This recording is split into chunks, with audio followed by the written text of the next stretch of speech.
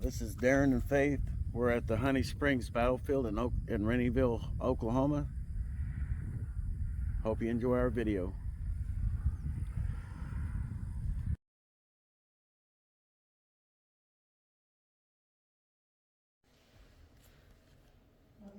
This is what they were saying, like their lines. They from Oh, they're very interactive. What you seen in the video has it on here. yeah, you can re-listen to what they were saying in the video. That's cool. Very well done. Well representation of all the different Indian tribes that fought on the South. And the blacks And the first Kansas colored unit.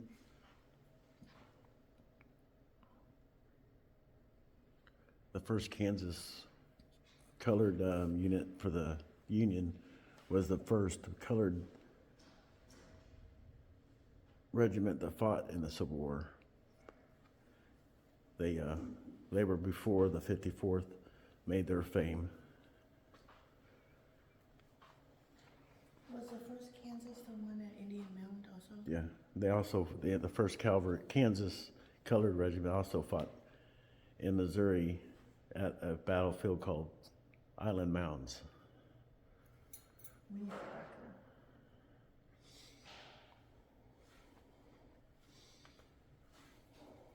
This is very well done.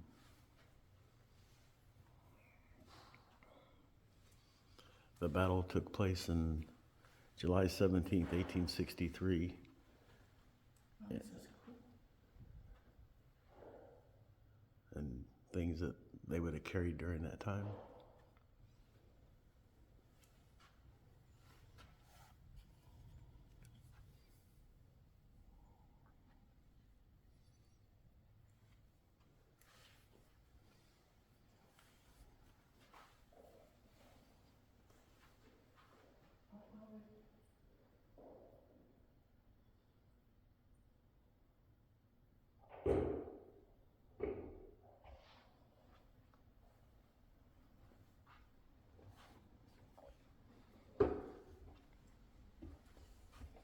The weapons comparison.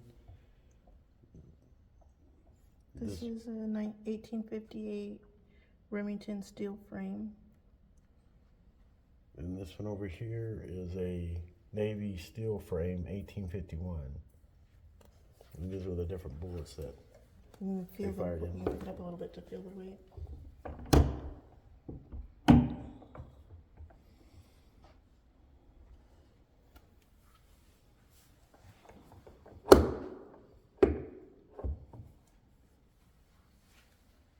and the different rifles.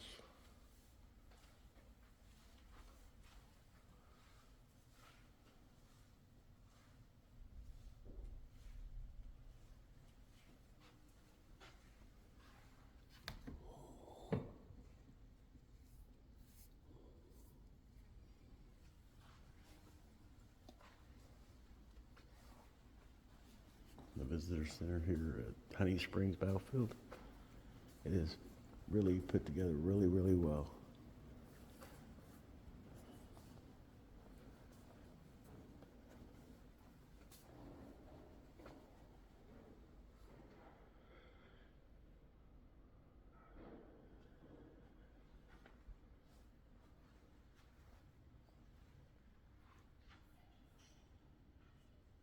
Here's a map of the different battles they had from 1861 to 1865 here in Oklahoma.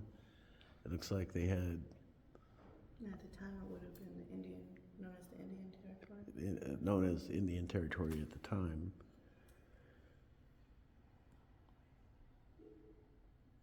They had Round Mountain that was fought on November 19th, 1861. And then, I can't pronounce that word, December 26th of 1861.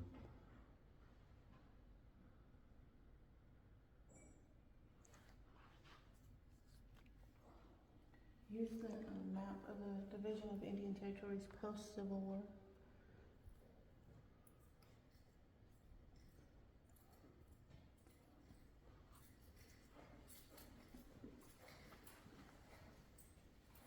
Yeah, I'm not gonna read these things. You need to come here. You can see them for yourself and read.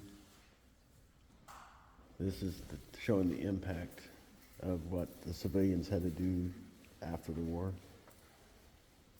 It looks like they packed up their stuff in wagons and moved around.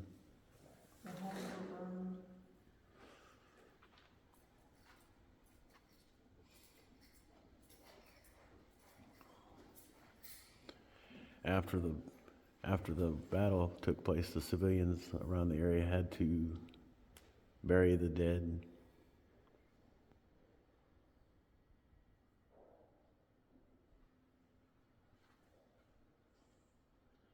The battle was the last stand of the Confederates needed to win this battle to keep the South in control of the Indian territories.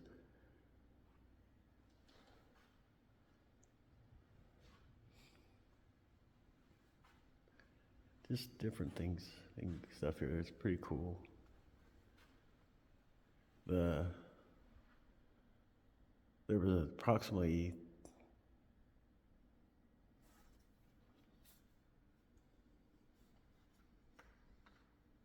I believe there was 3,000 troops that fought here, both north and south.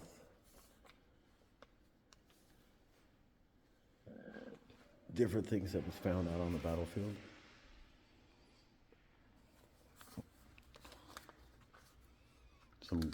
A lock, looks like a fuse and a grape shot. A sword.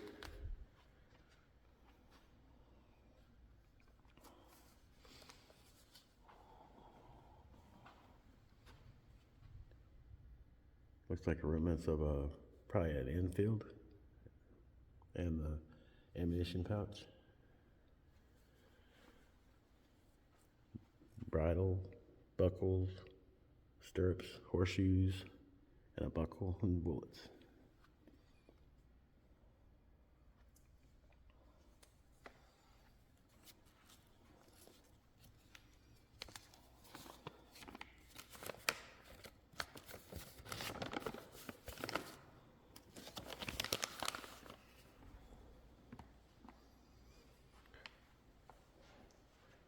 The forces at both on the battlefield, the Union had 3,000, the Confederates had 6,000, so there's 9,000 altogether.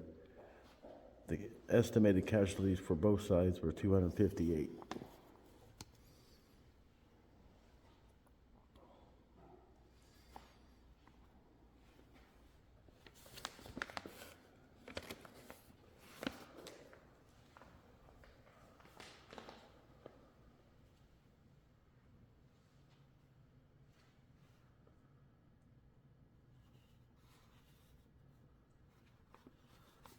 There was a battle on July 1st and 2nd of 1863 at Big Cabin. The Confederates were under the Colonel Stan Whitey, and they withdrew to protect the supply depot at Honey Springs. There he rendezvoused with a larger force under Brigadier General Douglas Cooper. They had the initiative firmly in hand. Union General Major General Blunt, out from Fort Gibson, was in pursuit of Whitey. Blunt's command consisted of the 2nd Colorado Infantry, the 1st Kansas Colored Infantry, the 6th Kansas Cavalry, 3rd Wisconsin Cavalry, along with the 1st, 2nd, and 3rd Regiments of Indian Home Guard.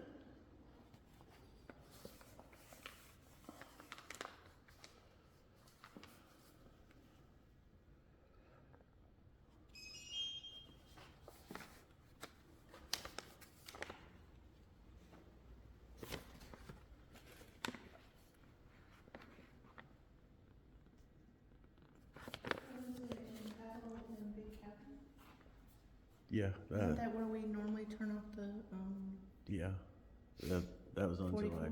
July 1st and 2nd. That was in 1863.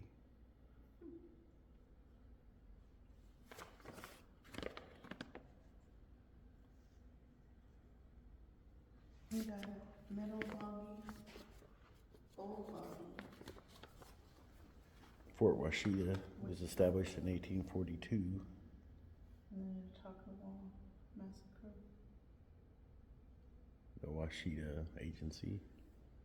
Next time we go to Texas, we could spend a day coming up and hitting one of